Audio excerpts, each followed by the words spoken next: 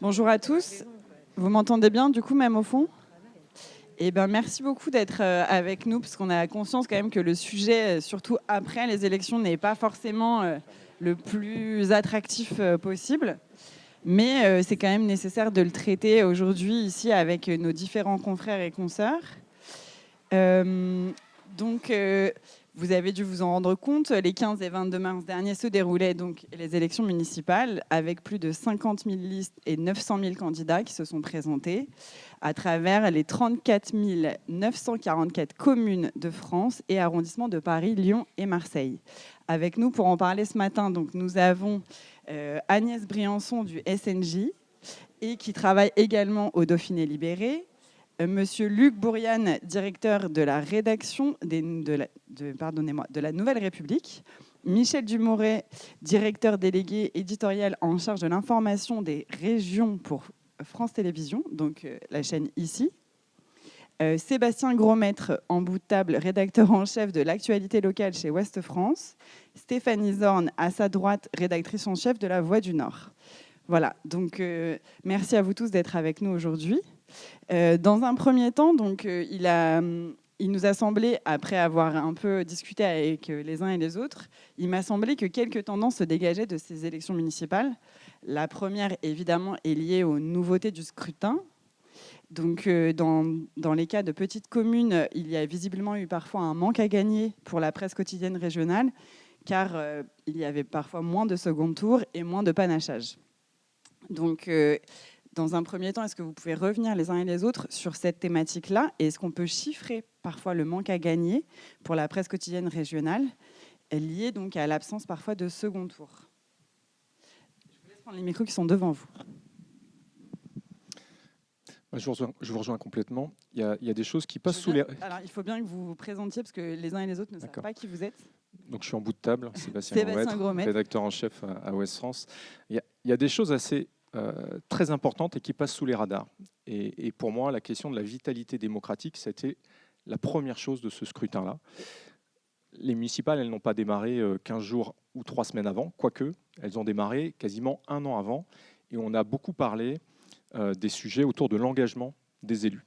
Des élus qui étaient de plus en plus en difficulté parce qu'ils ont des marges de manœuvre qui sont plus compliquées, parce qu'il y a un système bureaucratique, parce qu'ils sont de plus en plus soumis, eux aussi, aux insultes et aux agressions. Ça a quand même été un sujet de narration, pas que de narration d'ailleurs, de reportage, de témoignages très importants avec les élus, en sachant derrière, est-ce qu'on allait avoir autant de personnes candidates ou pas candidats ?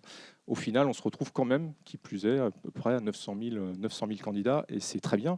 Mais ce que l'on ne perçoit pas, c'est que dans 2/3 des communes, il n'y a eu qu'une seule liste.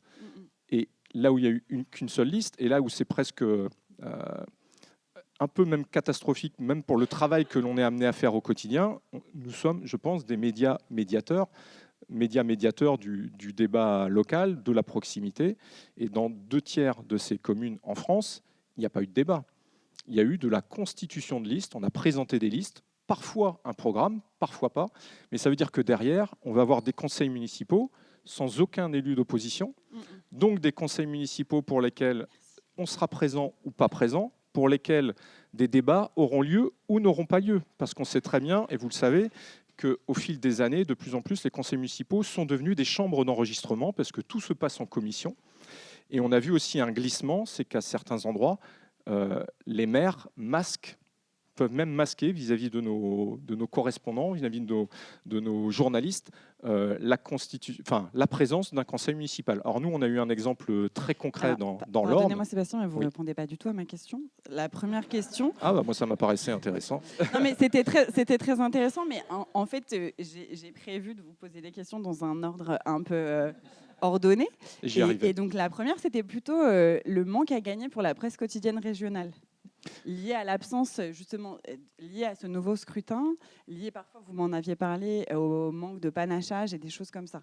Donc je veux bien que pour l'instant, on reste focalisé là-dessus. Le manque à gagner, c'est qu'à partir du moment où il n'y a pas de débat dans les communes, il n'y a pas de reflet du débat dans nos colonnes ou sur le site, et de fait, on peut quelque part ne plus être médiateur, être désintermédié du débat local. Donc voilà, par exemple, on ne va pas parler d'un manque à gagner, c'est un déficit démocratique pour lequel on on est quelque part une victime collatérale.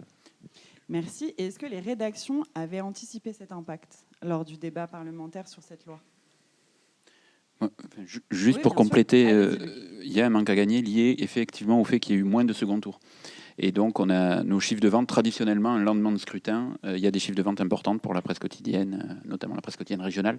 C'est d'ailleurs devenu le seul rendez-vous où on est certain d'avoir des ventes magasins beaucoup plus fortes. C'est plus le cas d'un gros fait divers, c'est plus le cas. Ça arrive, heureusement, dans d'autres circonstances, mais on n'a jamais l'assurance. Là, on l'a avec un scrutin, et effectivement, on a un manque à gagner sur le second tour, dont le surplus de vente a été moins conséquent que ce qu'on pouvait espérer. Et j'ajoute aussi sur l'aspect problématique démocratique que soulignait Sébastien, le fait qu'il n'y ait plus de panachage. Quand il n'y avait qu'une seule liste, il y a de faibles participations dans ces communes. Ça a été assez trompeur, l'étude de la participation, puisqu'on a beaucoup repris 2020, qui était totalement faussé. Mais si on reprend 2014, la participation n'est pas bonne du tout. Et je pense que l'absence de panachage pour les communes de moins de 1000 habitants, alors même que, comme le disait Sébastien, il n'y a qu'une seule liste, il n'y a pas beaucoup d'intérêt à aller voter. Moi, je me permets de mesurer un petit peu plus. Alors, effectivement, nous, on a eu que, donc sur Stéphanie Zorn, La Voix du Nord, on couvre 2 départements, 1534 communes.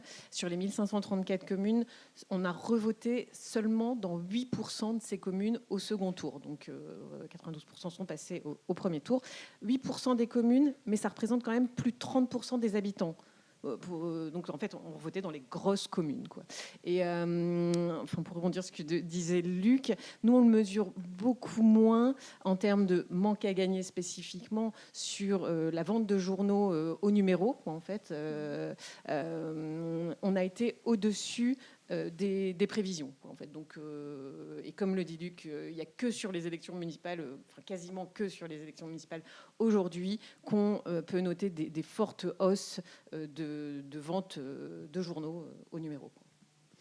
D'accord. Est-ce que Agnès ou Michel voudraient ajouter quelque chose également ? Mais sur le manque à gagner, moi je peux vous donner les chiffres du Dauphiné. Alors, c'est des chiffres qu'on nous a donnés en CSE, je ne sais pas s'ils sont consolidés. Sur le premier tour, on avait fait plus 70% de ventes, ce qui est classique sur des élections municipales. Au deuxième tour, où on avait, je prends mon département, donc la Haute-Savoie, on n'avait que 16 communes qui passaient au deuxième tour, donc c'est rien du tout, dont en effet 2 à 3 grosses communes. On fait que plus 40% sur le deuxième tour, donc le manque à gagner, il est là-dessus. Mais c'est vrai que moi, je rebondis surtout sur la vigueur démocratique en France. C'est-à-dire que quand on a 2/3 des communes qui n'ont qu'une seule liste, comment est-ce que nous, journalistes, derrière, on fait vivre le débat démocratique ? Comment on va dans ces communes pour finalement créer des échanges, créer des comparaisons entre les programmes, s'il n'y a qu'une liste, s'il n'y a qu'une personne, s'il n'y a en effet qu'un programme. Donc ça pose question, et ce désintérêt, ce désinvestissement finalement des citoyens doit nous interroger aujourd'hui, parce que, comme vous le disiez, on est des médias médiateurs. Si on n'a plus rien finalement à médier entre les personnes, qu'est-ce qu'on va faire ? C'est-à-dire, si on n'a rien à raconter, à un moment, notre travail va aussi s'arrêter là. C'est-à-dire que la démocratie, aujourd'hui, elle se vit dans nos colonnes, elle se vit par l'échange d'idées, d'opinions que l'on crée dans nos colonnes ou sur les sites internet. Si aujourd'hui on n'a plus de matière, qu'est-ce qu'on va faire ? Et je pense qu'il y a aussi un travail, et nous on commence maintenant à y réfléchir, dans toutes ces communes où il n'y a eu qu'une liste, où il n'y a eu qu'un tour. Comment est-ce qu'on va les traiter ? C'est-à-dire, comment est-ce qu'on va nous générer le débat en interne ? Comment est-ce qu'on va aller dans ces communes pour parler politique, grands projets, mais en ayant des échanges, en effet, entre habitants, peut-être avec des associations, peut-être avec de la société civile, mais il y a tout un travail, en fait, de couverture municipale à revoir. Michel ? Un petit mot bref à la question de savoir un manque à gagner quand on est service public. On ne parle pas de manque à gagner. Moi, j'ai plutôt envie de parler d'audience, et les audiences ont plutôt été bonnes pour le réseau de proximité. Et donc ça, moi, je voudrais vraiment insister là-dessus. C'est-à-dire que l'info de proximité, c'est quelque chose qui parle encore aux gens. Et globalement, ce qu'on s'est aperçu, c'est que finalement, dans ce monde fracassé et fracassant, eh bien, c'est rassurant finalement de savoir ce qui se passe à côté de chez soi. Et globalement, moi, je représente ici le service public et le réseau ici, ex-France France 3. On a travaillé pas mal aussi avec la radio de service public et franchement, on était, nous, même assez agréablement surpris des audiences qu'on a pu faire puisqu'on était leader sur la première soirée devant TF1 et devant France 2 qui retransmettaient une cérémonie de clôture des Paralympiques.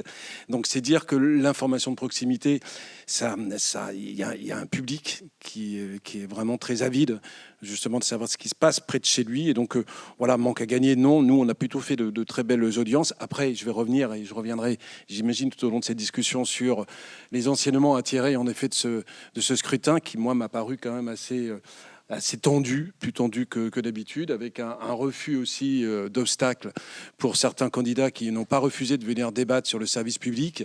Et donc là, je pense que c'est des questions qui nous interpellent. Moi, j'ai écouté Patrick Cohen un matin à France Inter qui susurrait et qui imaginait qu'on puisse obliger les candidats à venir débattre au moins sur le service public, au moins sur le second tour. Sauf que c'est pas une si mauvaise idée, parce que finalement, on prive les citoyens d'un débat démocratique auquel ils peuvent vraiment s'attendre, notamment lorsque c'est le service public, puisque vous payez pour ça. Très bien, merci Michel. Donc vous avez permis de faire un peu le saut vers la suite, et je sais très bien que vous allez enchaîner, et à juste titre. Donc justement, puisque effectivement, bon, on va les prendre dans le désordre, mes questions, c'est pas grave. J'ai compris que c'est pas moi qui allais mener la danse. Donc en tout cas, il y a quelque chose effectivement de la place aujourd'hui de vos différents titres dans ces élections, puisque on en a parlé avec bon nombre d'entre vous. Aujourd'hui, beaucoup de candidats préfèrent utiliser les réseaux sociaux, effectivement faire un refus d'obstacle du débat démocratique de la presse quotidienne régionale. Et donc voilà, qu'est-ce que vous pouvez les uns et les autres nous en raconter de tout ça ? Et quelle est la conclusion en fait, qu'on peut tirer aussi au regard d'un candidat comme Rachida Dati ou Jean Aulas, par exemple, qui ont préféré faire des campagnes sur les réseaux sociaux que de se confronter à la presse quotidienne régionale, et d'autres qui ont joué le jeu des réseaux sociaux et de la presse quotidienne régionale ? À vous. Le sujet, c'est est-ce qu'on allait rester essentiel dans ces élections ou pas ? On l'a découvert. Et donc, pour moi, la réponse, elle est oui, aujourd'hui.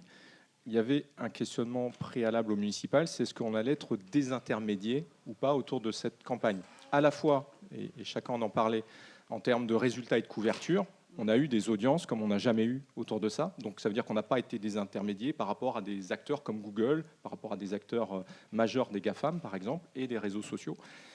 Donc là, c'est très clair. On a eu des augmentations de vente aussi du papier, donc ça veut dire qu'on reste essentiel autour de ça. Après, le sujet, c'était est-ce que ça allait devenir les élections des réseaux sociaux, très clairement. Alors, on a vu un virage de certains élus qui vont faire beaucoup plus d'incarnation directe sur les réseaux sociaux. Donc ça, c'est un phénomène émergent. Il n'a pas été massif non plus. Et ce que l'on a pu voir, c'est que ça reste un canal parmi d'autres et pas le canal où il faut forcément être. Et on a tout plein d'exemples qui donnent le contraire de tous ceux qui ont accès leur campagne sur les réseaux sociaux. Nous, on a pu la voir dans des communes, typiquement, je vais prendre un exemple, à Saint-Malo, c'est pas une petite commune, il y a plusieurs dizaines de milliers d'habitants. Il y a un candidat qui a dit « je ne parlerai pas à la presse, aux médias traditionnels, je vais tout faire sur les réseaux sociaux ». Donc un candidat installé, d'une profession libérale, sur une liste qui était plutôt de bonne facture. Résultat, il a fait 5%. Donc, dire que privilégier ou n'être que sur les réseaux sociaux, c'est l'alpha et l'oméga, la résultante est non. On a pu avoir dans une ville à côté, à Dinard, un candidat extrêmement polarisant, très défiant par rapport aux médias traditionnels, complètement dans la confrontation permanente, beaucoup sur les réseaux sociaux aussi, et sur les pages Facebook, qui sont des pages pas des pages de médias. Et il a fait 8%. Donc on peut très bien axer complètement sur les réseaux sociaux et passer à côté d'une campagne. A contrario, on peut avoir un candidat comme à Nantes, qui lui a eu une présence sur des villes beaucoup plus importantes sur les réseaux sociaux, en sachant incarner, en sachant porter un discours. Et là, ça peut bouger des lignes par rapport à la couverture que l'on peut faire traditionnellement, enfin, en se basant sur les médias classiques, on va dire. Donc les réseaux sociaux ont une part, mais il faut savoir aussi les laisser à la place où ils sont. Une campagne, ça se fait à la fois dans l'incarnation, sur le terrain, c'est serrer des mains, et encore plus quand on est en proximité, c'est avoir un projet dans la durée, et savoir utiliser tous les canaux à sa disposition pour pouvoir donner la légitimité nécessaire à sa candidature. Merci Sébastien. Oui, Stéphanie, si vous voulez ajouter quelque chose. Oui, nous, on a vu en effet un développement sur les réseaux sociaux où il fallait qu'ils y soient, mais il y avait aussi cette obligation pour eux de passer par les médias plus traditionnels, tout simplement parce que leur électorat est sur les deux médias. C'est-à-dire qu'il fallait être sur le numérique, il fallait être également sur la presse écrite classique. On a vu quand même parfois des choses où ils essayent de faire de la communication un peu à la parisienne, et quand on arrive en province, c'est très mal vu. Donc on a eu des réactions de gens qui ne comprenaient pas cette façon de faire, qui limite la critiquaient et en rigolaient. Donc pour certains, il y avait eu une perte de crédibilité. Moi, je reviendrai quand même sur le fait, à mon sens, que les candidats n'acceptent plus les règles du jeu qu'on avait précédemment. C'est-à-dire qu'avant, la règle du jeu tacite, c'était qu'une campagne électorale, ça se faisait aussi dans les médias traditionnels, qu'on acceptait de répondre aux journalistes, qu'on acceptait tous les journalistes également sur le terrain lors des visites. On l'a vu avec Jean-Michel Aulas qui avait trié ces journalistes. On a vu des journalistes interdits de dépouillement, je crois que c'était à Ouest France, vous avez eu ça à Alençon. Des choses qu'avant on ne voyait pas. C'est-à-dire que il y avait la règle du jeu tacite qui était que les journalistes étaient là, qu'il fallait faire avec, que la campagne électorale passait aussi par eux. Et là, on a des candidats qui se disent ben non, finalement, moi, je ne vais pas respecter cette liberté de la presse, je ne vais pas respecter cette liberté d'informer, et donc je commence à mettre des entraves, je commence à mettre des obstacles en disant non, je ne réponds pas. Et ça pose quand même question quand on est promis ou qu'on se porte candidat à un mandat national qui, à mon sens, exige qu'on va se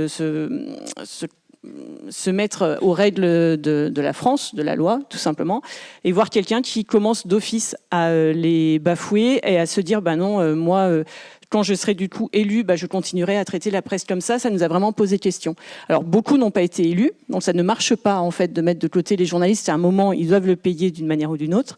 Mais on se pose la question, quand certains refusent totalement le débat, entre le premier et le deuxième tour, il y a une semaine. Nous, les candidats d'Annecy, avaient 6 ou 8 débats qui étaient proposés par les différents médias, par les différentes radios, par les différentes télés qui sont là-bas.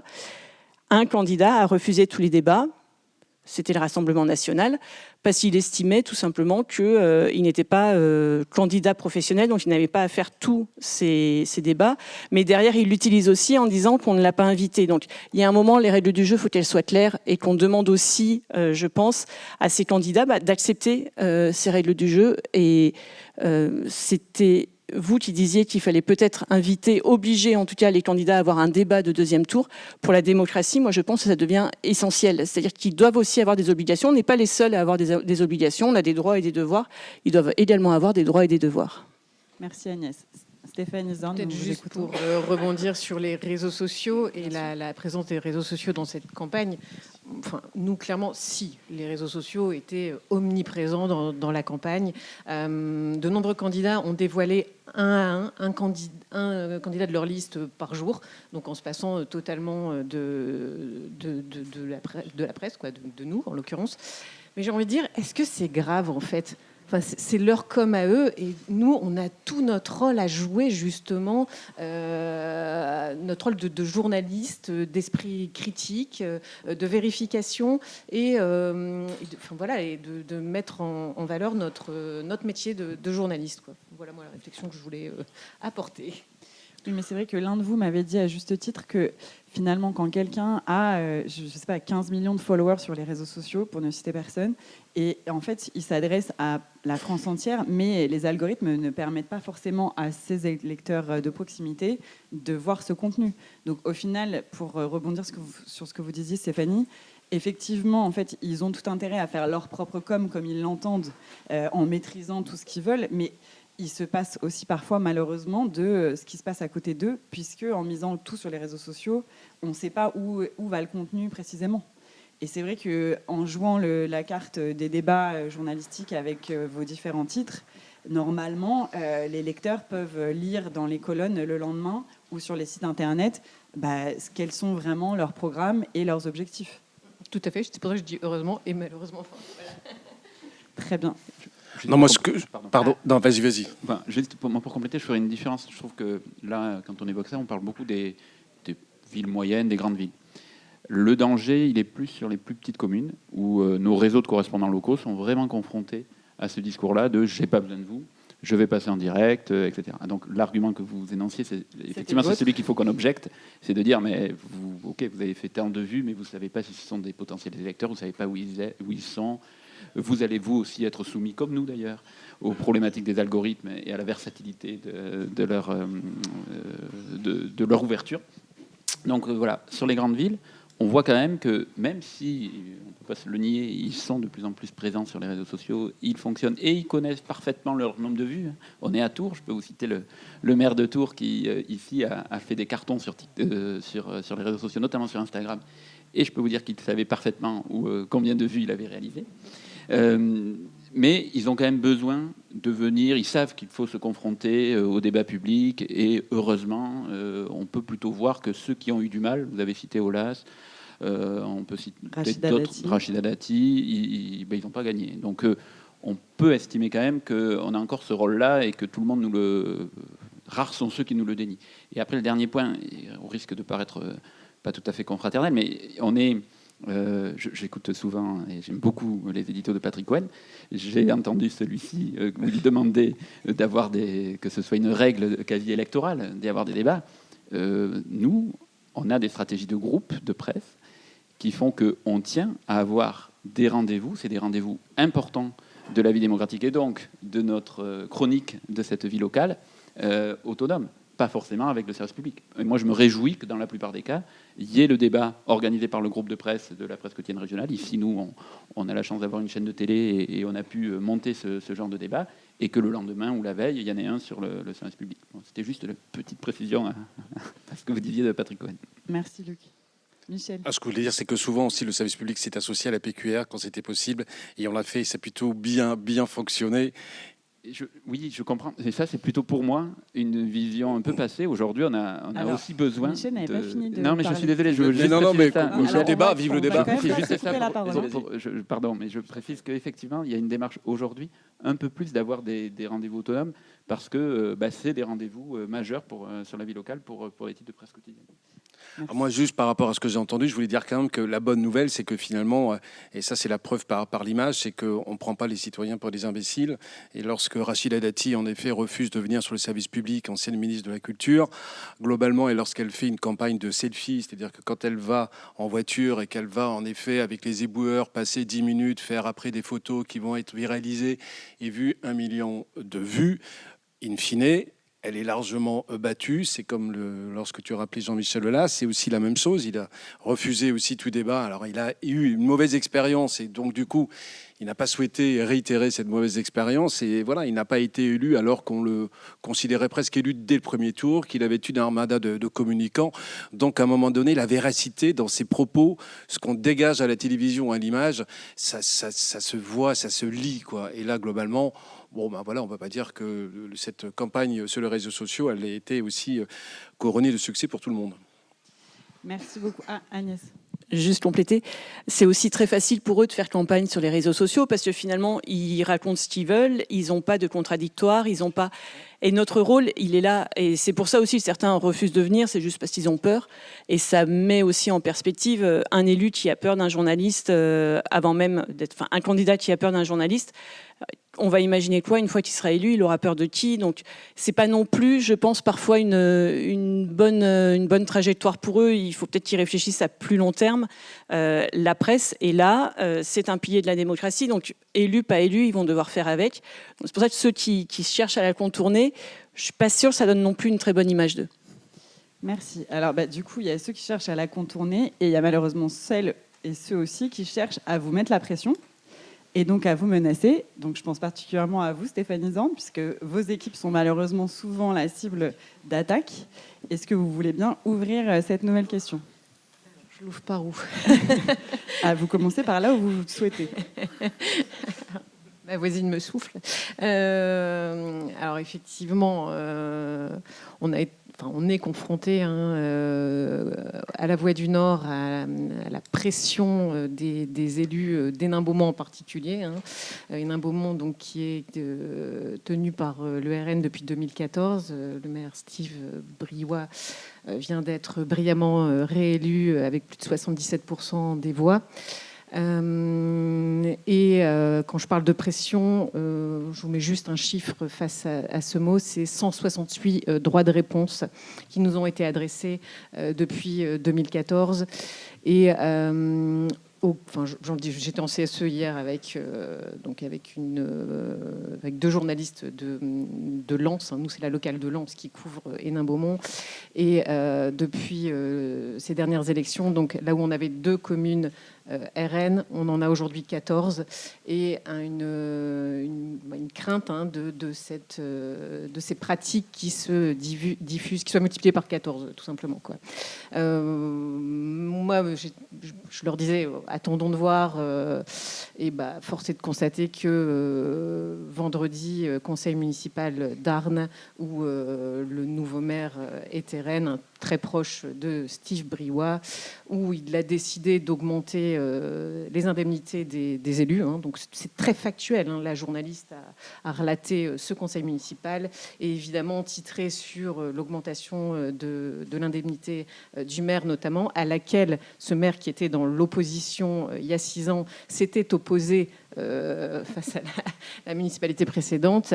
Elle a simplement titré, j'ai relu son papier, il n'y a rien à dire, c'est hyper factuel, et il lui a envoyé un texto à pas d'heure, ce sont des méthodes très, très fréquentes chez nous, en se réjouissant du premier droit de réponse qu'il allait pouvoir lui envoyer en tant que maire, quoi. Donc voilà, c'est un exemple juste. Donc effectivement, nous, grosse crainte à ce niveau-là, et une forte demande évidemment de la rédaction sur comment on fait simplement notre métier de journaliste aujourd'hui sur ce territoire très resserré. Chez nous, c'est uniquement le bassin minier qui est concerné par ces 14 communes élues RN, quoi, en fait. Ce genre de pratique. Ouais, mais voilà. Certains d'entre vous m'ont quand même dit aussi que d'autres élus qui appartenaient à l'arc républicain beaucoup plus lambda ou commun, ça donnait également à ce même genre de pratique. Moi, je peux juste vous citer le président du département du Nord, Christian Poiret. Le Nord, c'est le plus gros département de France, qui a simplement dit publiquement il faut virer la presse. Voilà. C'est vachement plus simple comme ça, voilà. Du coup. Qui veut commenter ? Sébastien. C'est vrai que dans la polarisation de la société, on retrouve aussi une partie des élus ou des candidats. Donc il y a une logique de défiance qui a pu s'installer, pour certains de confrontation dans leur rapport aux médias. Pour d'autres, on passe à la menace ou même à l'agression physique. Donc nous, on a pu en être victime, notamment pour un journaliste dans l'Orne qui a été victime de violence par un groupe de personnes parce qu'il voulait assister au dépouillement, typiquement. Donc évidemment, on dépose plainte. On a 23 procédures en cours autour de ça, notamment aussi pour des agressions ou des menaces sur les réseaux sociaux, pour beaucoup autour de ça. Juste dire qu'on voit qu'il y a une montée là-dessus, peut-être pondérer sur les dernières années, en disant que c'est pas nouveau non plus, en disant que avant c'était le monde parfait, et aujourd'hui il y a beaucoup plus de confrontations.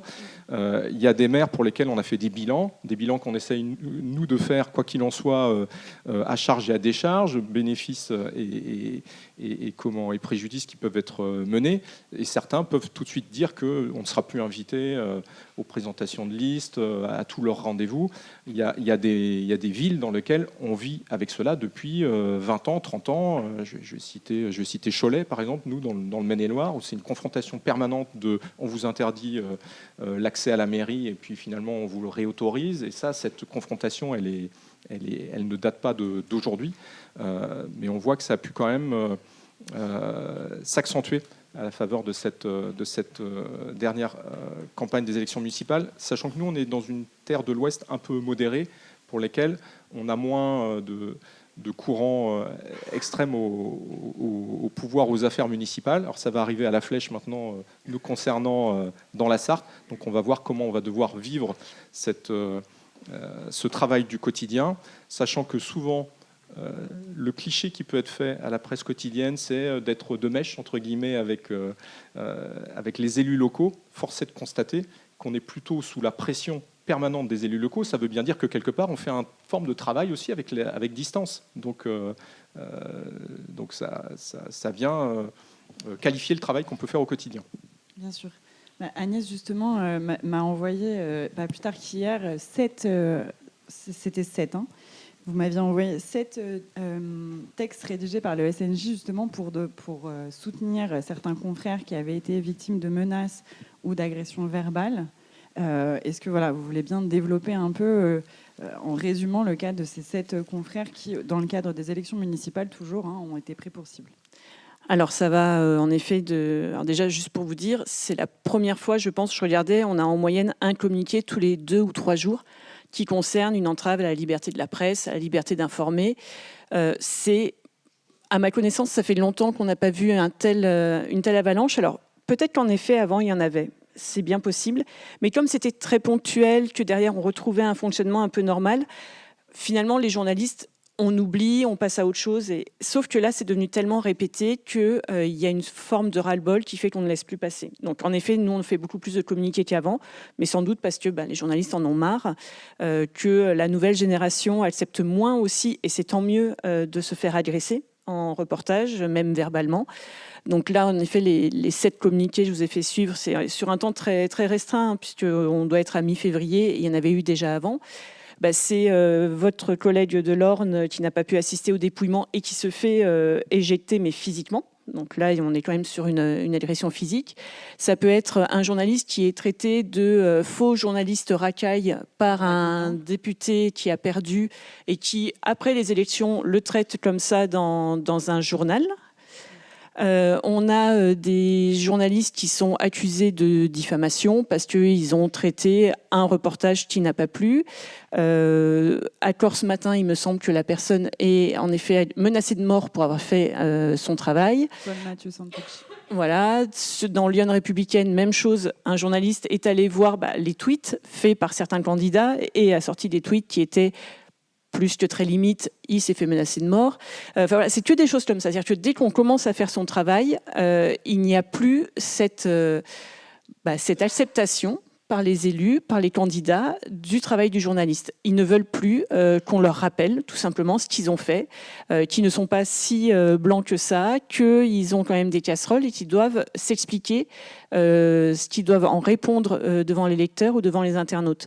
Donc, il y a là aussi, je pense, un changement de mode opératoire chez eux. C'est-à-dire qu'avant, ils respectaient ce contre-pouvoir qui était la presse. Aujourd'hui, si on peut passer à côté, si on peut s'y opposer, si on peut y aller frontalement, ils vont le faire. C'est-à-dire qu'il y a plus ce respect.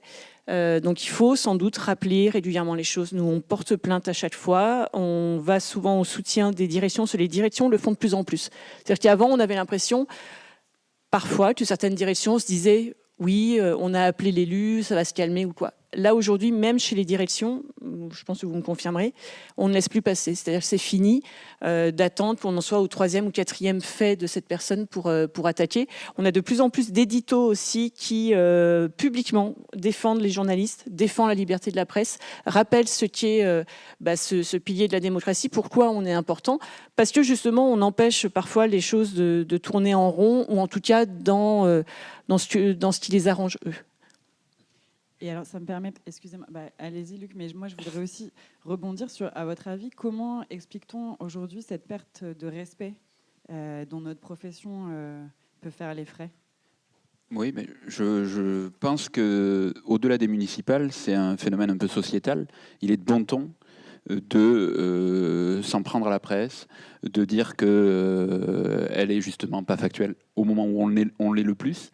Donc, c'est pas propre à l'actualité politique. On l'a vu ces derniers temps, les conflits agricoles, conflits sanitaires, en sport, effectivement. Donc voilà. Alors évidemment, on boxe pas tout à fait dans la même catégorie que la Voix du Nord. Nous, en centre-ouest, on est plutôt effectivement plus modéré, comme le disait Sébastien. Mais on a vu quelques symptômes, mais qui sont, je dirais, récurrents en fonction du sujet. Donc là, sur les municipales, on a eu une demande d'une candidate Rassemblement National qui a été jusqu'à faire une action en référé qui nous reprochait, c'est à Châteauroux, qui nous reprochait de la qualifier d'extrême droite. Évidemment, elle a perdu. Mais globalement, effectivement, ce n'est pas que les extrêmes aussi. C'est-à-dire qu'on retrouve ça quand un élu, un candidat est en difficulté par une information qui est sortie, eh bien, il assume le fait de dire publiquement, c'est n'importe quoi, c'est la presse, une sorte de déni de réalité qui est flagrant et qu'on voit émerger. Et après, il n'y a pas que le Rassemblement national qui choisit ses journalistes, il n'y a pas que Jean-Michel Aulas qui a fait ça. Rappelez-vous que ces derniers temps, c'est plutôt la presse nationale qui en a été victime, mais Jean-Luc Mélenchon, sur 2 conférences de presse successives, a choisi quel journaliste pouvait ou ne pas entrer. Bien sûr. Michel voulait ajouter quelque chose. Oui, dire un petit mot comme sur la spécificité du service public, parce que quand c'est le service public, évidemment, tous les candidats, ils ont l'impression qu'on leur appartient. Alors c'est un peu vrai, mais en même temps, comme dirait l'autre, pas tout à fait.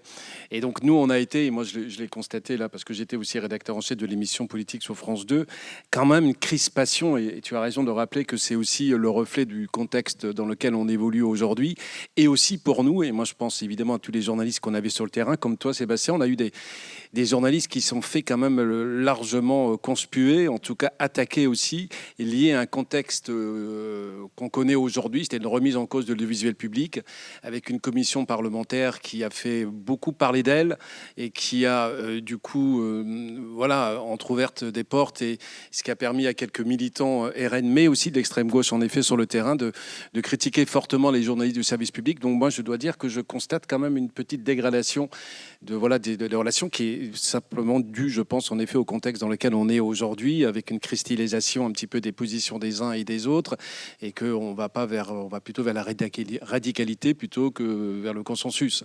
Et donc, du coup, on le voit bien et on le vit. Et nous, en tant que service public, c'est extrêmement compliqué en ce moment. Voilà. Je voulais juste apporter ce témoignage.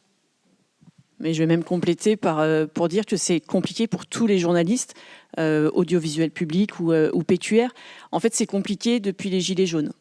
Pour moi, la bascule, elle est là-dessus, où on a à ce moment-là une montée en puissance des chaînes d'information et un discours Gilets jaunes qui est très repris par une certaine chaîne, qui va donc dire que ce que disent les Gilets jaunes est forcément vrai et que ce que dit la presse traditionnelle est faux, qu'on ait la parole du gouvernement. À l'époque, moi je me souviens, sur les ronds-points, on me disait « mais ça, ce que je vais vous dire, vous n'allez pas l'écrire parce que le gouvernement vous l'interdit ». Non, ce que vous venez de me dire, je vais l'écrire parce que c'est ce que j'ai entendu, c'est ce que je vais relater. Ah mais non, on sait que vous êtes aux ordres du gouvernement, CNews le dit, donc je dis oui mais non. Je vais l'écrire, et c'est ce qui s'est passé, j'ai écrit, mais sauf que dans l'esprit de beaucoup de personnes, il y a cette thèse un peu du complot, ou de journalistes aux ordres du pouvoir, et donc quand on arrive, nous, alors en essayant de faire notre boulot, en fait on va d'office avoir une défiance qui est, que j'ai jamais connue. Je fais ce métier depuis 2001, ça fait déjà longtemps, mais j'ai senti un basculement qu'on n'a plus, c'est-à-dire qu'avant on expliquait notre travail, les gens l'entendaient, comprenaient comment on allait chercher l'information, comment on travaillait. Aujourd'hui c'est fini, c'est-à-dire qu'eux estiment qu'ils savent comment moi je fais mon boulot, et ils pensent qu'on me donne mes ordres, on me dit quoi écrire, et donc on a un énorme travail de pédagogie à faire, et on a essayé de le faire également sur les municipales, où j'ai l'impression, je parle pour la locale d'Annecy où j'ai bossé, où on allait traiter des sujets un peu plus généraux. C'est-à-dire qu'on n'était pas que sur les programmes. On disait par exemple la circulation, quels sont aujourd'hui les problèmes de circulation à Annecy, qu'est-ce que propose chaque candidat. On essayait d'aller plus loin. Et même sans ça, on était soit pour le candidat de gauche, soit pour le candidat de droite, suivant qui était face à nous. Donc on n'était jamais du bon côté. Ça c'est un classique, mais qu'on nous dise... C'est rassurant, mais sauf qu'on n'avait jamais cette légitimité à dire bah oui, c'est notre job aussi d'être opposé. Et ça, c'était compliqué à vivre. C'est-à-dire que quoi qu'on fasse, en fait, on ne le frappe pas bien, parce qu'il y a un mot d'ordre qui est que de toute façon, on est aux ordres de l'État, même si on n'est pas audiovisuel public.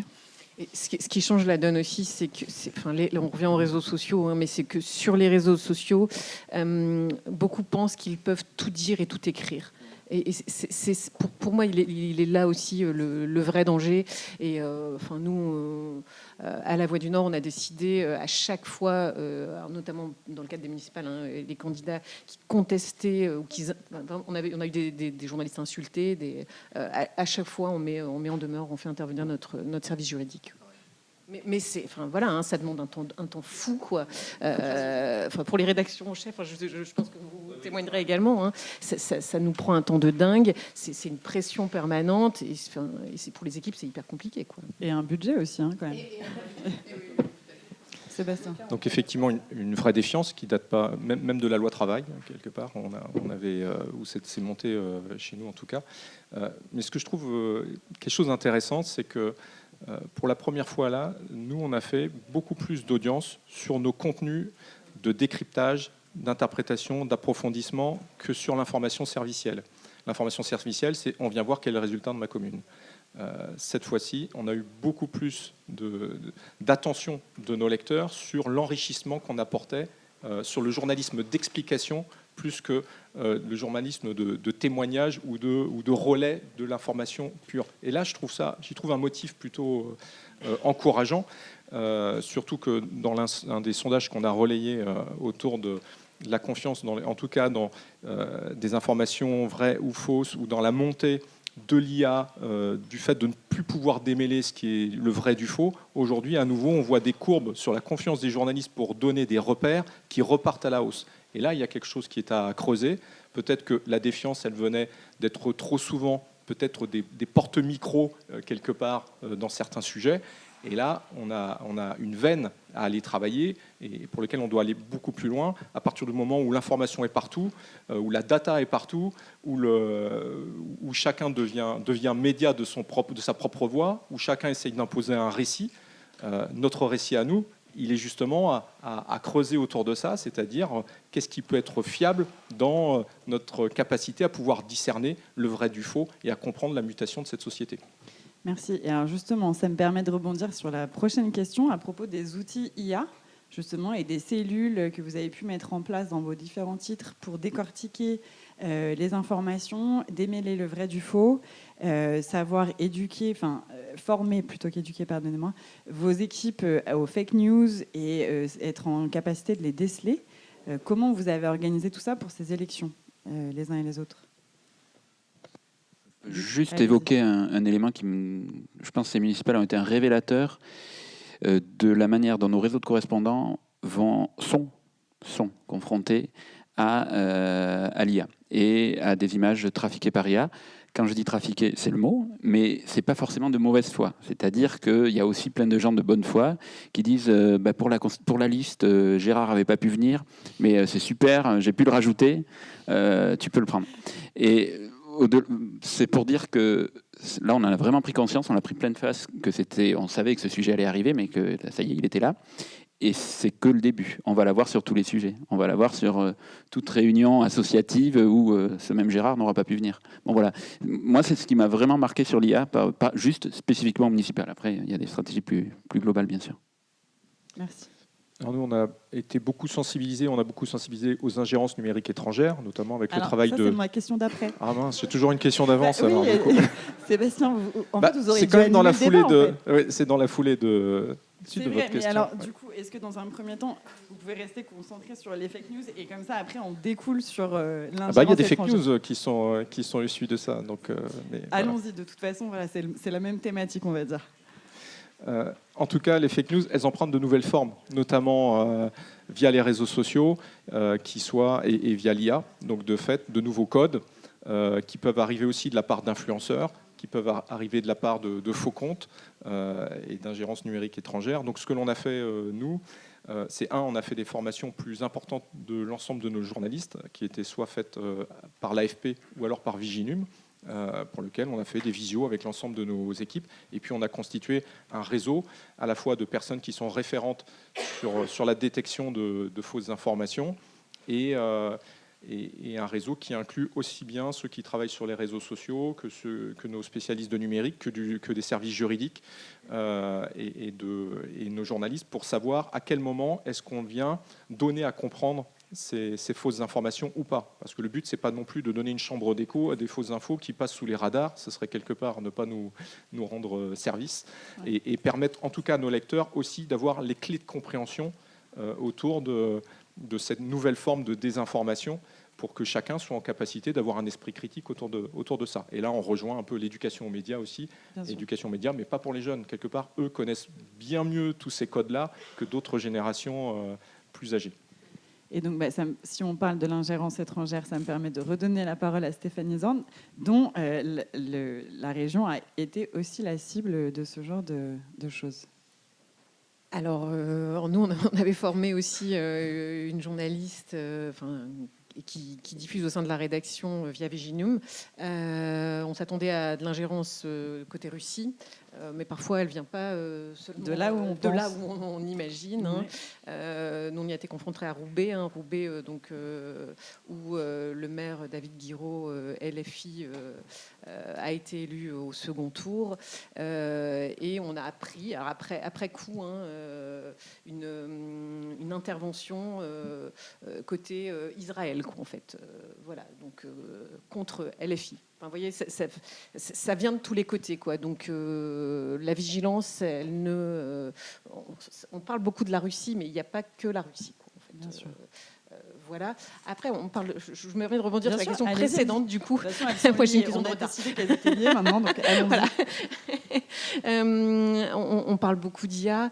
Il faut qu'on soit vigilant, il n'y a pas de souci. Mais l'IA peut aussi nous aider à apporter de belles choses pour nos lecteurs.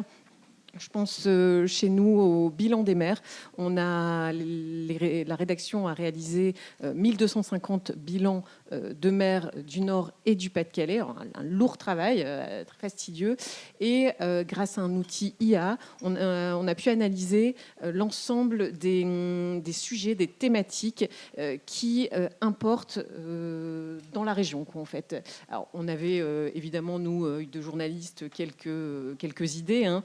Là, on peut les mesurer, ces idées. Et concrètement, on peut apporter une info fiable, vérifiée à nos lecteurs sur ces thématiques qui reviennent le plus dans les programmes des correspondants, quoi. Et en ça c'était assez nouveau lors de ce scrutin.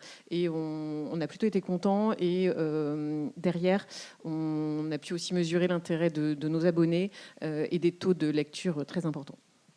Merci. Luc, vous vouliez poursuivre? Non, mais j'allais dire que effectivement, nous, que ce soit les stratégies IA ou même la désinformation qui en découle, c'est au quotidien, et les municipales n'ont pas été, pour nous, spécialement sur nos 5 départements, un point majeur. En revanche, effectivement, la désinformation, quels que soient les agents étatiques derrière, elle joue sur les fractures de notre société.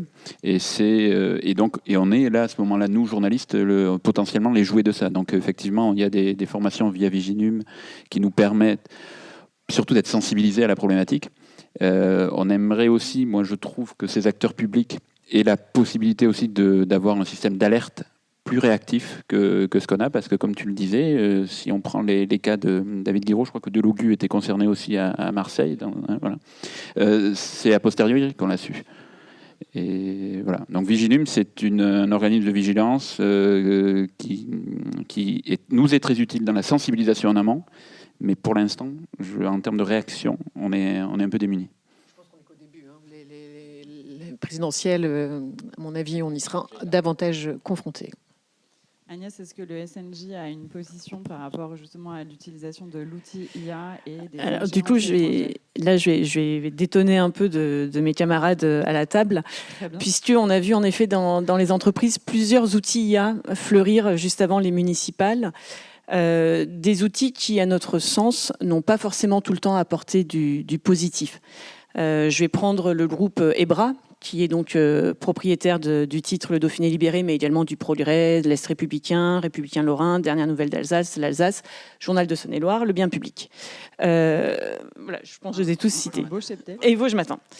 On nous a sorti un outil qui s'appelle Contribution, dont l'idée c'était de mettre un appel à témoignage, un appel à participation sur les sites internet, et ça proposait à tous les internautes, donc abonnés ou pas abonnés, de remplir un petit formulaire en disant quel est pour vous le sujet principal ou la thématique qui est importante dans votre commune. Donc les gens remplissaient ça, c'était envoyé dans un gros serveur et l'IA générait automatiquement les sujets que ces personnes-là voulaient voir traités entre guillemets dans le journal.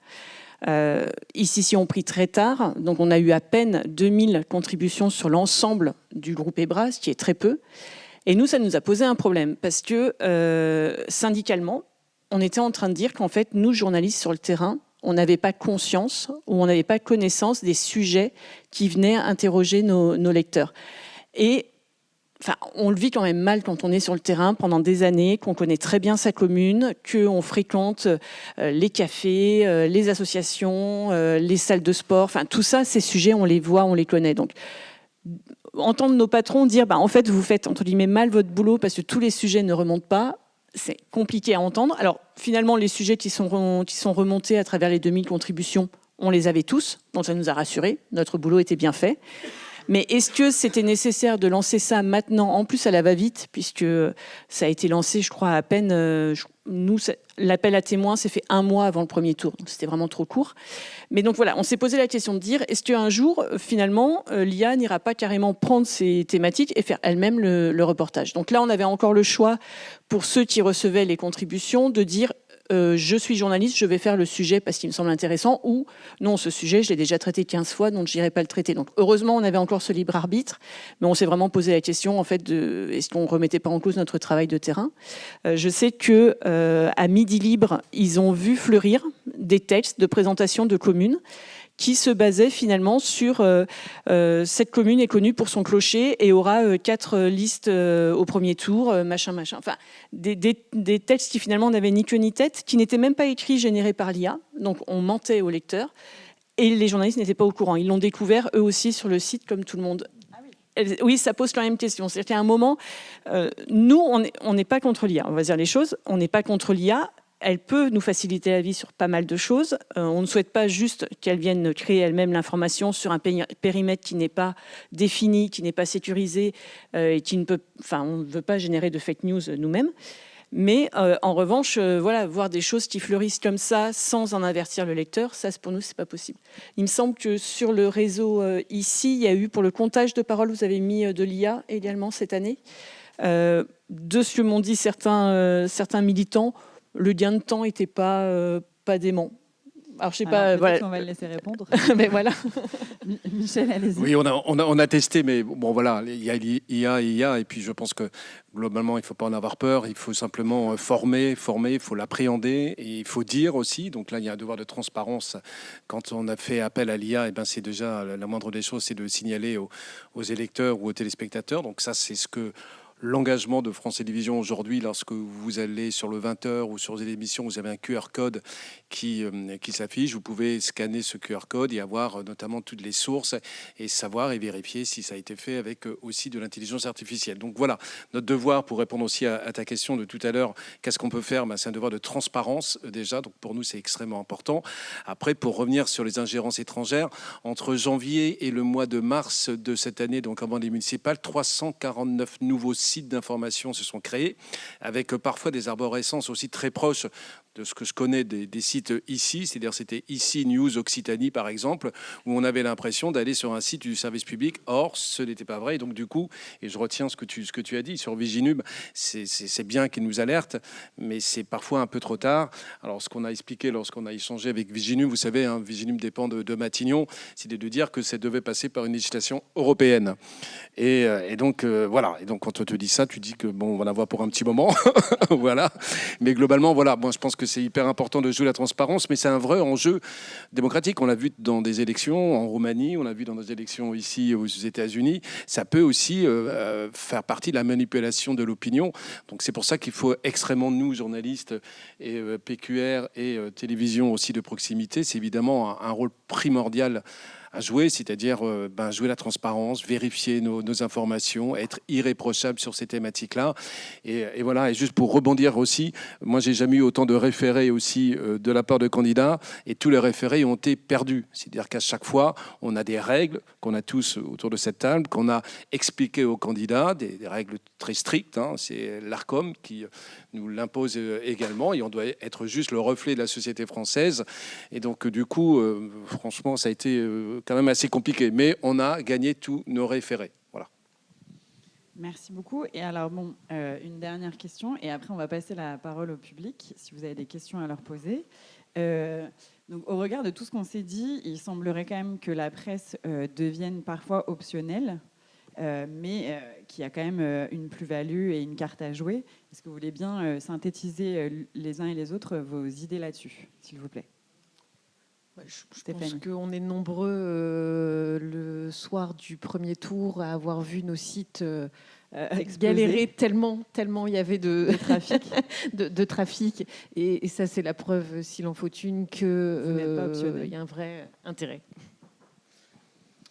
Donc oui, elle a toute sa place. Je vais juste faire un petit comparatif. Nous, on a fait 40 débats où il y a eu 5000 personnes qui ont venu. Les salles étaient aussi combles qu'il y a 10 ans. S'il faut faire donc ça veut dire qu'on reste, on a cette valeur ajoutée d'incarnation de la proximité. La seule différence, c'est qu'on a fait appel à des agents de sécurité pour chaque salle pour se dire est-ce qu'on est en capacité de pouvoir maintenir l'ordre, et il nous est arrivé d'annuler un débat parce qu'il y avait une présence du RN justement dans le débat, et que derrière, on risquait de ne pas être en capacité d'assurer cet ordre-là. Donc on voit bien que on conserve cette place-là, mais dans une société qui est plus polarisée, effectivement. Luc. Oui, pour compléter, moi je dirais aussi que les municipales, c'est un temps fort de la vie d'une rédaction, et que c'est agréable de voir comment la rédaction est dynamique sur ce sujet-là, comment elle s'est investie. Nous, depuis novembre, il y avait toute une stratégie. Je sentais tout à l'heure dans les propos de Sébastien qui regrettait qu'elle ait démarré un peu tard, la campagne. C'est notre cas.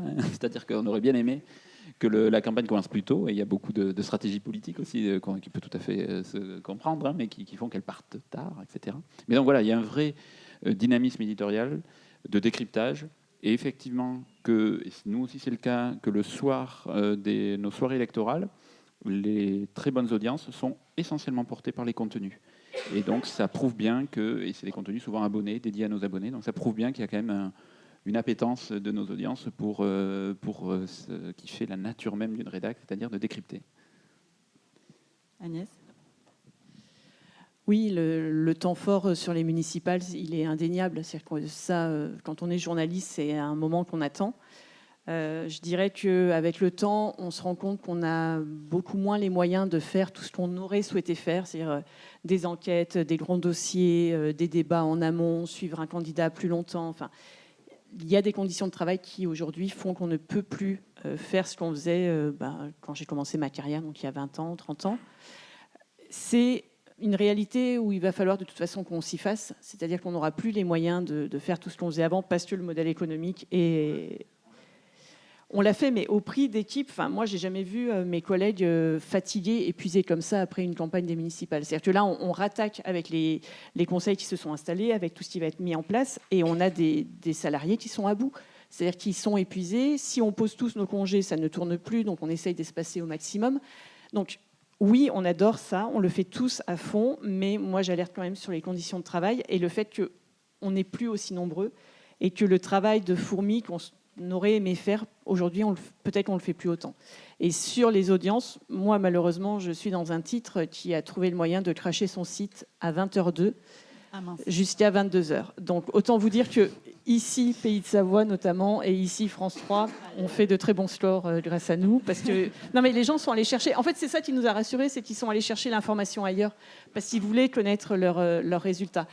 Bon, voilà, j'aurais souhaité que mon patron travaille ses serveurs avant pour être sûr que ça aille au bout. Parce que là par contre, c'est là où j'ai senti la colère et la frustration de mes collègues. C'est-à-dire qu'on a bossé... alors oui, la campagne a commencé tard, mais nous, ça fait bientôt 6 mois qu'on lançait des sujets et tout. Et là, 20h02, voir que ni le site, ni l'application, plus rien n'est accessible, ça a été une catastrophe. Une frustration énorme. Ah, mais c'est plus qu'une frustration.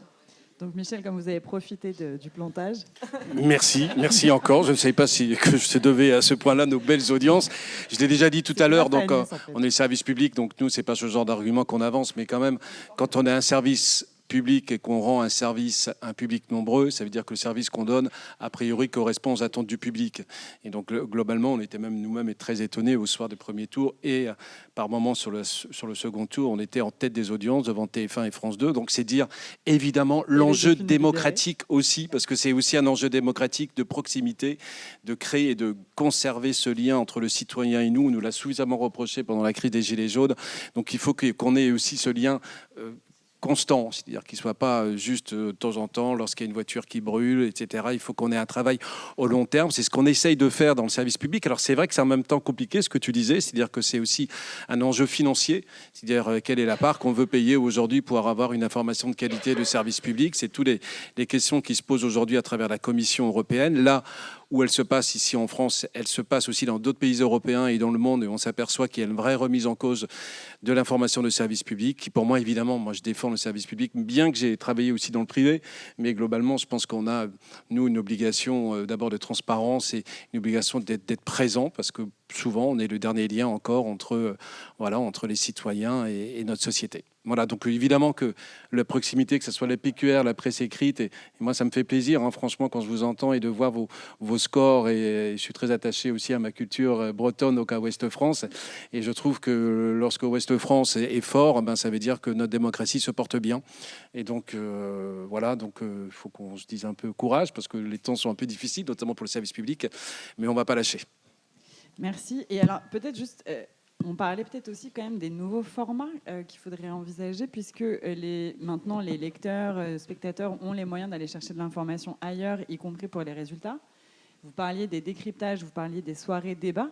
Est-ce que vos différentes rédactions, et après j'arrêterai, est-ce que vos différentes rédactions envisagent aussi des nouveaux formats pour attirer le public, attirer le lecteur, des festivals, des tables ouvertes, des rencontres avec... les gens, justement, pour maintenir un lien de proximité et arrêter de entre guillemets, de se cacher dans nos tours d'ivoire de nos rédactions et maintenir un lien. Est-ce que chacun d'entre vous, vous avez mis en place de nouvelles stratégies de la sorte? C'est un peu... Alors, brièvement, je pense qu'on avait... nous, on n'a jamais coupé le lien. Au contraire, c'est ce qui nous fait vivre le lien avec nos lecteurs. On reçoit tous les jours entre 60 et 80 courriers de lecteurs. Pour nous, c'est hyper important. Alors, nouveaux formats et liens, je n'oppose pas, moi. Mais oui, il y a des nouveaux formats. Une autre façon aussi de toucher nos lecteurs, d'autres lecteurs aussi.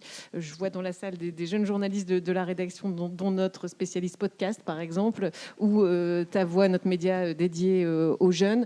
Donc, je pense que c'est plutôt sur là-dessus qu'on ira, quoi, en fait. Voilà. Vous avez une carte à jouer. D'accord. Le constat, c'est qu'on passe d'une culture de l'information basée sur l'écrit à une culture de l'information basée sur l'image, beaucoup. Donc le virage, il se fait beaucoup autour de l'image. Donc nous, on densifie beaucoup nos compétences et nos postes autour de la vidéo incarnée, de la vidéo de décryptage, des longs formats. Alors long format chez nous, ça peut être du 15, du 20 minutes, du 30 minutes, ce qu'on ne faisait pas avant, et avec une capacité de le distribuer autrement aussi sur notre plateforme, sur des réseaux sociaux, sur YouTube notamment. On a également installé une équipe qui travaille avec une marque qui s'appelle Coloc, qui est une jeune génération qui parle à la jeune génération avec ses codes. Et ce virage autour de l'image, c'est toute une stratégie qu'on a pu bâtir, notamment au groupe Ouest France, notamment en allant créer la chaîne Novo, mais qui va se prolonger sur une plateforme qui est basée autour de l'image et des nouveaux formats notamment. D'accord, merci. Luc. J'aurais dû parler avant Sébastien parce que c'est à notre échelle, mais effectivement nous aussi c'est sur l'image. Les municipales ont été un moment où on a pu expérimenter et pousser les feux sur la vidéo incarnée dans chacun de nos départements avec des récaps hebdomadaires. Et capitalisant là-dessus, on va prolonger et ces récaps deviennent donc plus sur les municipales, mais des récaps d'actu incarnés et puis ça tourne dans toutes nos rédactions pour que tout le monde s'y essaie. C'est accompagné d'un cursus de formation. Donc effectivement, c'est un transfert un petit peu d'être plus présent sur l'image. Et quelque chose qui l'étaye aussi, c'est on s'est rendu compte que les rendez-vous qu'on pouvait organiser d'événements, outre l'aspect sécurité qui était souligné, budgétairement, ils sont aussi lourds parce que désormais, souvent, il faut une captation image. Et donc ça, il y a toute une réflexion à avoir en interne pour pouvoir éviter d'externaliser ça, quoi. Agnès et Michel, un mot de la fin ?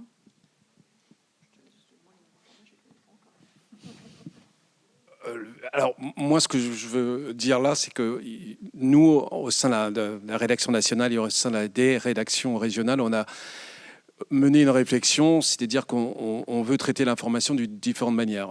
Autrefois, quand j'étais directeur de la rédaction nationale, on arrivait, qu'est-ce qu'on met aux 13h, qu'est-ce qu'on met aux 20h, et en région, qu'est-ce qu'on met le journal de la mi-journée et le soir. Aujourd'hui, on va changer de paradigme, comme dirait l'autre. On va donc parler de comment on traite aujourd'hui l'information. Et donc, comment on traite l'information, on ne va pas attendre évidemment le 13h pour la traiter.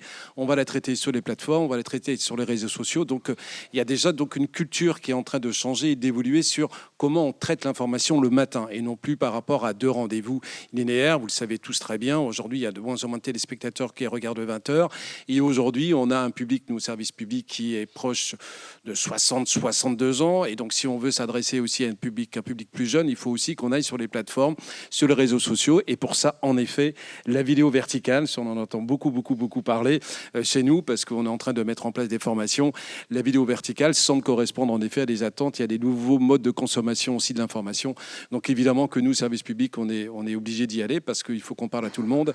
Et si on veut s'adresser aussi aux jeunes publics qui, depuis le matin jusqu'au soir, sont devant leur smartphone et passent pas du tout par la case télévision, eh bien, il faut qu'on adapte aussi évidemment nos écritures. Donc, on a des tas de formations, on accompagne évidemment les salariés. Alors, je vois qu'il y a des jeunes journalistes. Alors, c'est pas trop un problème pour les jeunes journalistes, mais il y a ma génération, par exemple, où il faut en effet qu'on s'interroge et qu'on traite l'information un peu différemment. Merci beaucoup à vous 5 d'avoir été présents. Maintenant, on va donner la parole au... Voilà, ça commence. Alors, je crois que c'est à moi de donner le micro. Je suis multifonction. Oui, bonjour.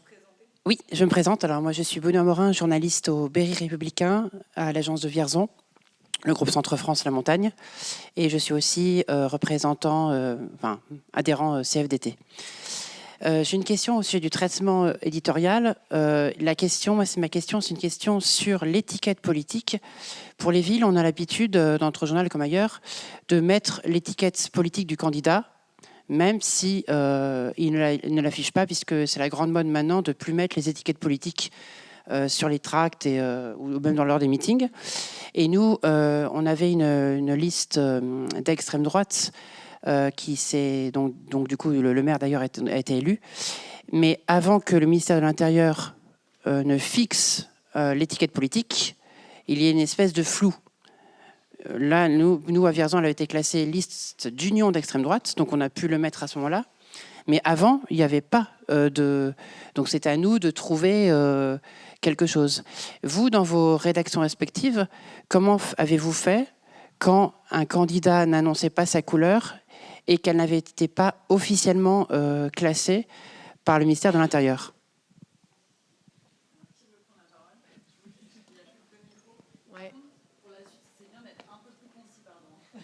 J'allais dire, il y a plusieurs questions dans la question, quoi, en fait.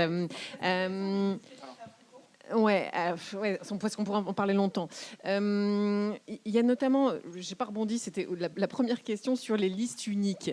On a parfois eu des listes uniques sans étiquette parce que justement, des listes sont aussi constituées avec des candidats de différents partis et de différentes étiquettes, quoi, en fait. Donc, notamment nous, on couvre énormément de petites communes, donc ça, c'est une réalité aussi. Et je ne sais pas, moi, si c'est pas bien pour la démocratie. En fait, c'est peut-être bien au contraire, quoi, que plusieurs personnes de partis différents constituent une seule et même liste. Voilà, moi je trouve ça plutôt positif.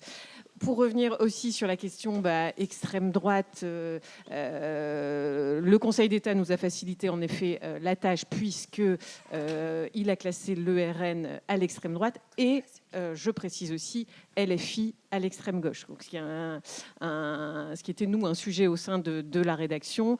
Donc là, clairement, le Conseil d'État nous a facilité la tâche. Quand il n'y a pas d'étiquette, Voilà, nous, on ne peut pas non plus inventer une étiquette. On peut enquêter, on peut faire notre job tout simplement et remonter un petit peu les réseaux sociaux, par exemple, et voir un petit peu où se range tel ou tel candidat. Mais ça nécessite un travail d'enquête et tant mieux, quoi, en fait. On avait 2 points. On a créé notre propre nuancier politique avant que ceux du ministère de l'Intérieur, pour lequel, quand on enregistre toutes les listes et leurs candidatures, on a affiché la nuance politique qui était affichée par la liste. Après, ça, c'est ce qui vaut sur le site. Dans les articles, on pouvait amener quelle était l'essence ou l'origine qui animait la liste, ou la tête de liste, ou son orientation. Mais là, c'était l'article qui donnait ça. Après, pour ce qui est de la classification dans la présentation des listes, c'était l'étiquette politique qui était affichée par la liste. Et après, on a repris directement le nuancier politique du ministère de l'Intérieur à partir du 28 février, où là, il y avait le nuancier qui était posé. Et on l'a complètement repris parce que pour des histoires de lisibilité dans l'évolution des différents scrutins, si chacun a ses propres étiquettes, ça devient illisible. C'est pour ça qu'on prend en référence le nuancier du ministère de l'Intérieur, de façon à ce qu'on puisse faire des comparatifs sur les différents scrutins et l'évolution politique du paysage en France et du paysage en France. Les partis eux-mêmes contestent, hein, vous le savez, hein. Et particulièrement le RN. Nous, on a une multiplication des droits de réponse sur l'utilisation du terme extrême droite. Et le droit de réponse étant aujourd'hui ce qu'il est en France, hein, notre service juridique est très prudent sur la question et nous demande de publier les droits de réponse et du coup, quelque part, d'offrir des tribunes aussi au Rassemblement national, en l'occurrence.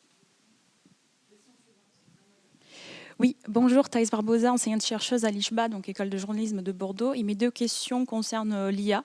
Vous avez mentionné qu'il y a des correspondants notamment qui sont confrontés à des images truquées par l'IA.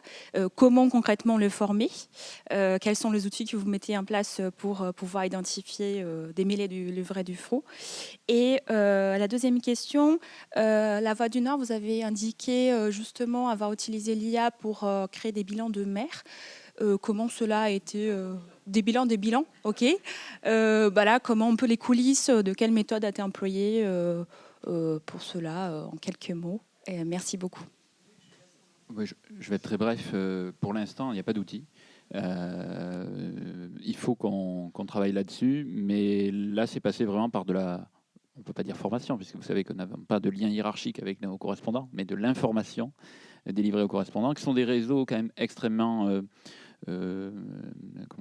attachés au journal et qui donc tiennent compte, hein, de ces sujets-là. Et le mantra, c'est de dire que ce qu'on publie, c'est la Nouvelle République, c'est un refuge de vérité, c'est un repère où donc on ne doit avoir que des choses dont on est sûr qu'ils sont certifiées. Mais effectivement, je ne peux pas certifier qu'on n'a pas une image IA qui n'est pas passée entre les mailles du filet. Moi, je vous conseillerais juste, pour ne pas monopoliser la parole, de lire la newsletter du Festival de l'info locale, qui, Julien est là, petite pub, mais qui a consacré un article à Julien Depelchin, qui est notre journaliste data analyst, qui a travaillé sur ce bilan des maires qu'ont réalisé les journalistes de terrain. Qu'on soit bien d'accord sur le sujet, à la base, ce sont des articles réalisés par des journalistes sur le terrain, quoi. Et j'insiste vraiment là-dessus, c'est hyper important. L'outil, l'IA, a été utilisé pour analyser ces 1250 bilans qu'on n'aurait pas pu analyser, nous, à la main. Voilà de la façon dont l'IA a été utilisée.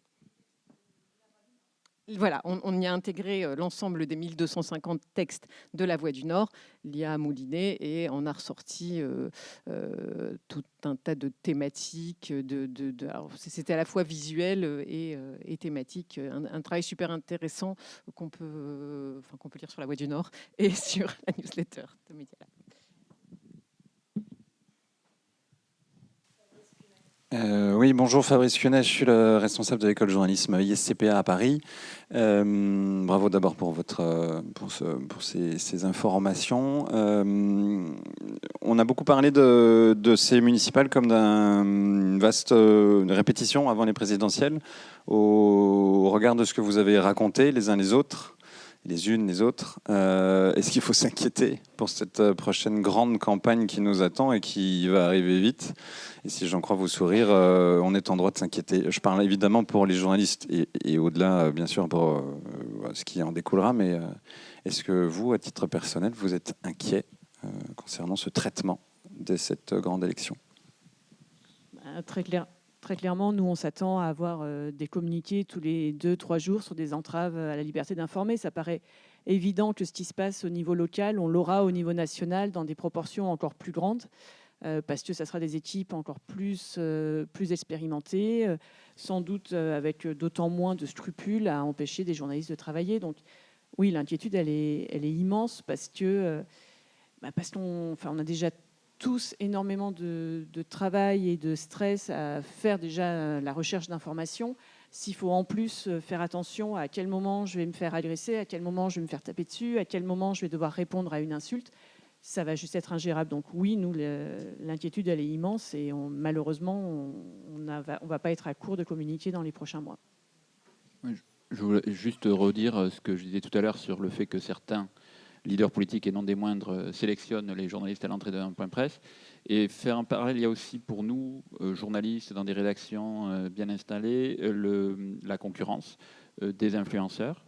Quelque chose de marquant, moi, qui m'a quand même frappé. On ne va pas parler de Trump, on va parler de Kamala Harris, convention démocrate à l'été 2024. Davantage d'accréditation pour des influenceurs que pour des journalistes de médias connus.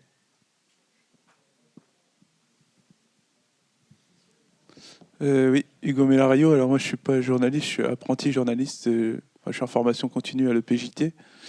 Et je suis par ailleurs nouvellement élu conseiller municipal en Indre-et-Loire. Donc ma première question, c'est pour Monsieur Bourriane.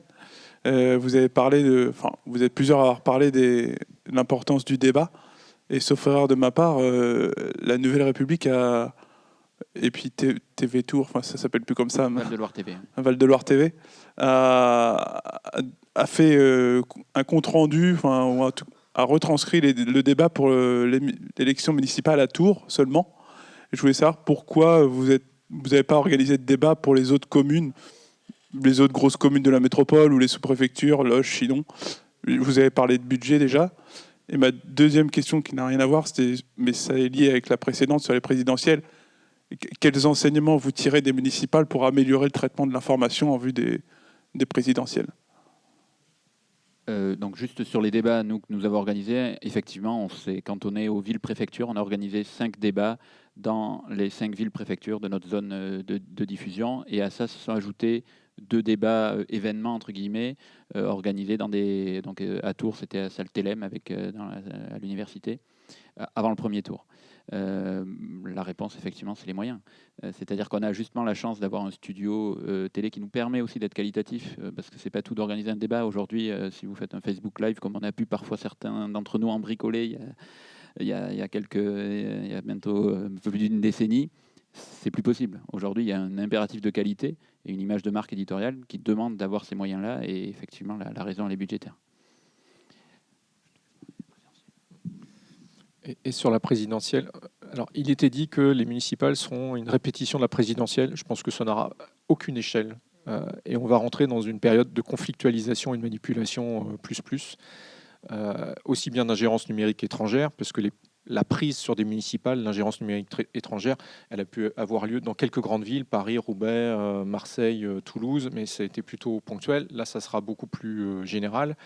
Et la conflictualisation vis-à-vis des médias et de la place des médias, elle va être extrêmement importante, déjà sur les médias d'opinion, qu'on a vu fleurir ces dernières années, et de la part des partis, parce que chacun aura intérêt à alimenter la locomotive de ses partisans autour de ça, et du traitement, et de le fait d'imposer, encore une fois, quel récit sera imposé autour de ça.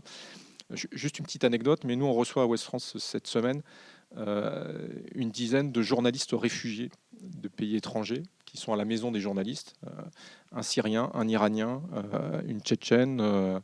Et quand ils nous racontent leur vie, ça rend très modeste sur ce que l'on vit ici en France, mais tout ça pour dire qu'il ne faut rien concéder, que pas la moindre action doit être suivie d'un dépôt de plainte, d'un constat d'huissier, d'une action des services juridiques. Alors nous, on travaille effectivement maintenant en permanence avec les services juridiques et d'une solidarité de la profession autour de ça, quoi.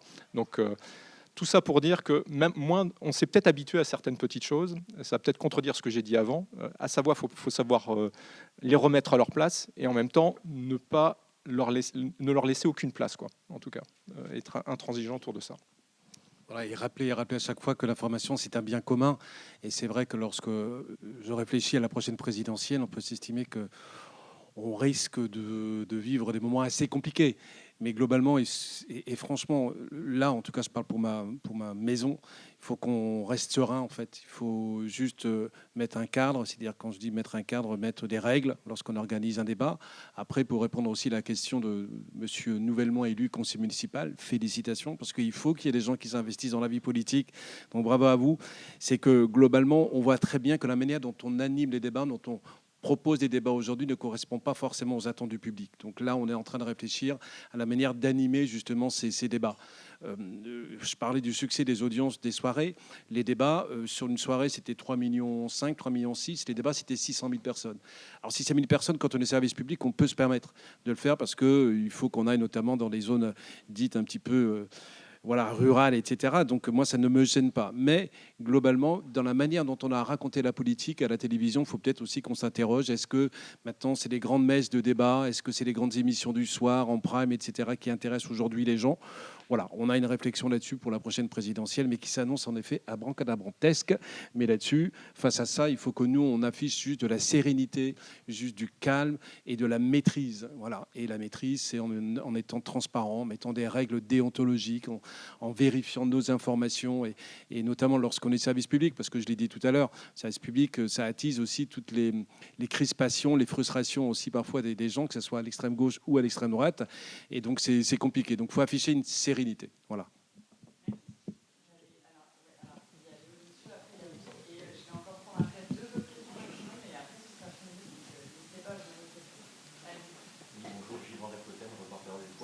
On parle beaucoup des attaques, des mécontentements, des inquiétudes que vous avez, qui sont exprimées par des lecteurs ou des non-lecteurs, d'ailleurs, des citoyens qui ne s'informent peut-être pas auprès de vous. Sur quel terrain vous observez que vous parvenez à créer du consensus? Est-ce qu'il y a des angles, des sujets particuliers qui vous amènent à obtenir des retours positifs de vos lecteurs et qui voient que vous êtes des rassembleurs, que vous êtes des créateurs, des médiateurs, que vous favorisez le dialogue, peut-être parfois entre personnes qui s'opposent, mais est-ce qu'il n'y a pas des nouvelles manières de faire, des nouveaux traitements éditoriaux pour innover un peu et essayer de dire d'autres réponses, d'autres retours de la part des gens qui vous attaquent? Alors effectivement, on parle beaucoup des attaques, des pressions, mais attention, la majorité des retours qu'on a, je vous regarde tous, sont quand même positifs et porteurs d'espoir en fait pour l'information, pour nos médias. Et je voudrais pas qu'on retienne que ce qui va pas, que le négatif. Comme tu disais aussi, mettons de la sérénité, apaisons aussi les débats. Elle est là pour moi la solution. Elle est aussi dans ce lien qu'on doit toujours entretenir. Nous, on a un gros service qu'on appelle interactivité, de lien direct avec les lecteurs. Certains s'interrogent parfois sur le bien fondé de ce service, pourquoi ils sont autant de journalistes, enfin autant, c'est 4. C'est une armée. Justement parce que ce lien, il est essentiel et il assurera pour moi notre avenir. Là où on fait consensus également, c'est quand on va révéler, entre guillemets, les belles histoires, ce qu'on appelle, c'est-à-dire quelqu'un qui a une démarche un peu particulière, quelqu'un qui a réussi quelque chose. Là, on sent qu'on est dans notre rôle de révéler finalement ce qui se passe dans les communes peut-être les plus éloignées, dans ce qui ne remonte pas à la surface ou ce qui n'est pas couvert par d'autres médias. Là, on fait consensus et on fait également consensus quand on vient en aide. C'est-à-dire combien de fois on est intervenu sur des locataires qui ont des gros problèmes d'appartements qui ne sont pas entretenus correctement, mettre en avant leurs revendications, faire le contradictoire bien évidemment avec le bailleur social. Là, on est dans notre rôle parce qu'ils ont l'impression d'avoir une ouverture, qu'on porte leurs paroles, d'être entendus. Et parfois, en plus, on fait bouger les choses. Donc là-dessus, on fait consensus, c'est évident, parce que finalement, les gens aujourd'hui, ils ont besoin d'être entendus, écoutés et d'avoir une place, en fait, quelque part. Et on leur donne cette place-là. Aujourd'hui encore, que ce soit médias traditionnels, nouveaux médias, enfin tout ce qu'on peut entendre, donner la parole aux personnes, c'est essentiel. Ils recherchent tous ça, c'est-à-dire qu'à un moment, avoir leur place, ouais. Je pense qu'il y a vraiment ça qui aujourd'hui joue. Là où on fait consensus, c'est les jours où on ne paraît pas. Parce qu'il y a tout le monde qui dit « Ah non, mais comment c'est possible? J'ai pas eu le journal ce matin. » Et donc, quelque part, c'est quand on manque à quelqu'un qu'on perçoit qu'on est encore très, très important. Il y a un sujet dans le baromètre, enfin, chez nous, c'est Cyril Petit qui est ici, qui a fait le baromètre justement autour des assises. Il y a quelque chose qui m'a étonné, moi. Hormis le fait qu'on comptait sur les journalistes pour vérifier le vrai du faux, je crois qu'autour du pluralisme, seulement 17% des personnes nous reconnaissaient l'intérêt de relayer le pluralisme. Et ça m'a beaucoup étonné parce que c'est beaucoup dans nos discours à nous. Oui, mais nous, au moins, vous avez la diversité des opinions. Les gens ne cherchent pas toujours ça, puisqu'on voit bien, c'est humain, hein, c'est le biais de confirmation. J'ai plutôt envie de lire ce qui me conforte plutôt que ce qui vient me heurter. Et là, on fait plutôt consensus, c'est plutôt sur la modération de l'approche que l'on peut avoir sur certains sujets, et pas justement d'être hyper dans le clivant. Et nous, on a beaucoup de retours de gens qui sont quelque part soit acteurs, soit victimes de sujets extrêmement clivants ou très forts, et qui viennent nous dire merci de ne pas avoir livré en pâture telle chose ou telle information, ou d'avoir vérifié ces informations-là. Donc voilà, s'il y a peut-être une boussole qui m'apparaît intéressante là-dedans, c'est celle-ci. Non.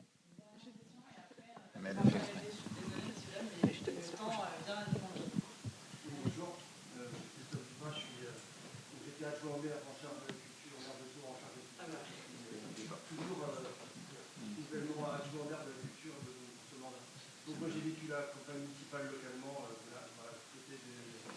côté des engagements militants et des partis. Et donc moi je trouve que la presse écrite comme la République qui a plutôt bien traité le sujet avec des pages thématiques régulières sur qui a permis je confirme d'apporter de la modération. Je trouve que cette modération elle est nécessaire pour prendre un peu de recul.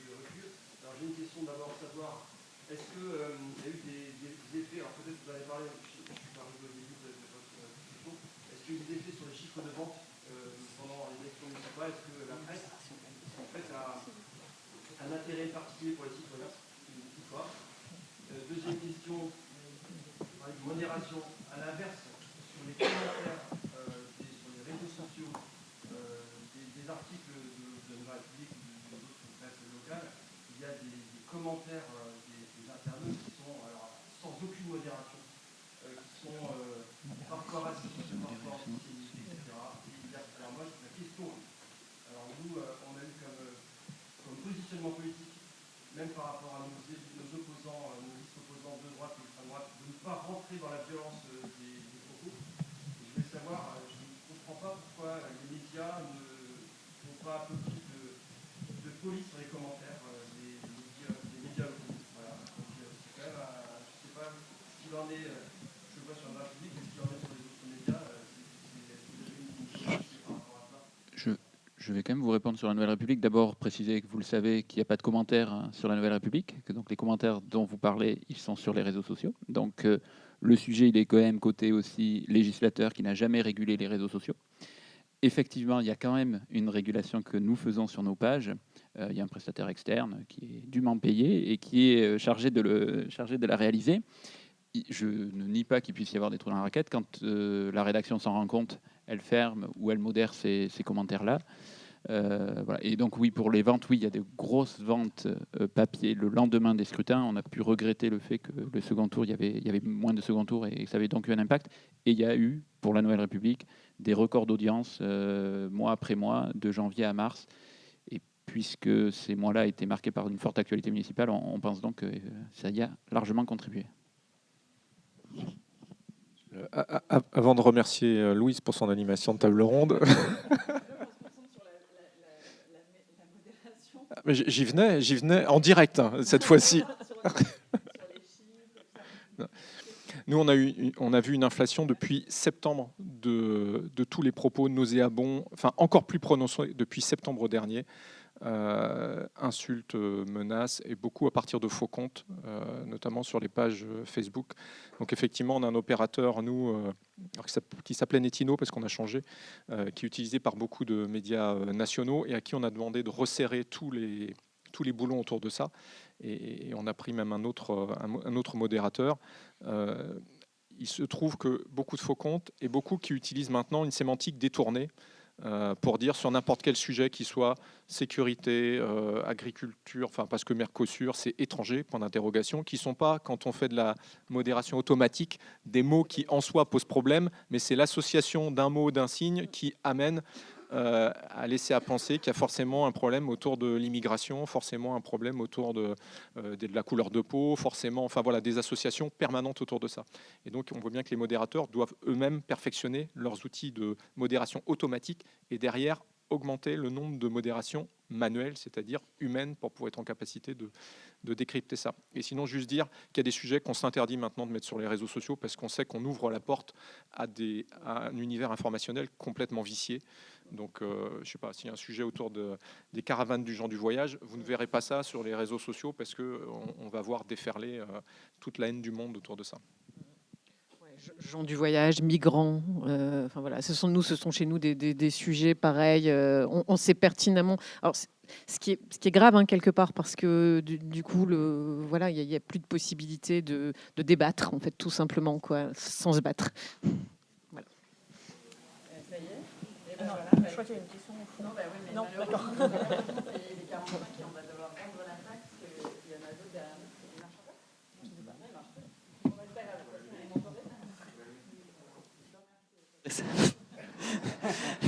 Voilà. Donc, non mais maintenant c'est beaucoup trop fort. Donc non mais enfin voilà, merci à vous tous d'avoir été là aujourd'hui pour assister à ce débat sur le traitement éditorial des élections municipales. Et merci à tous nos intervenants, donc Michel, Agnès, Luc, Stéphanie et Sébastien qu'on a beaucoup entendu.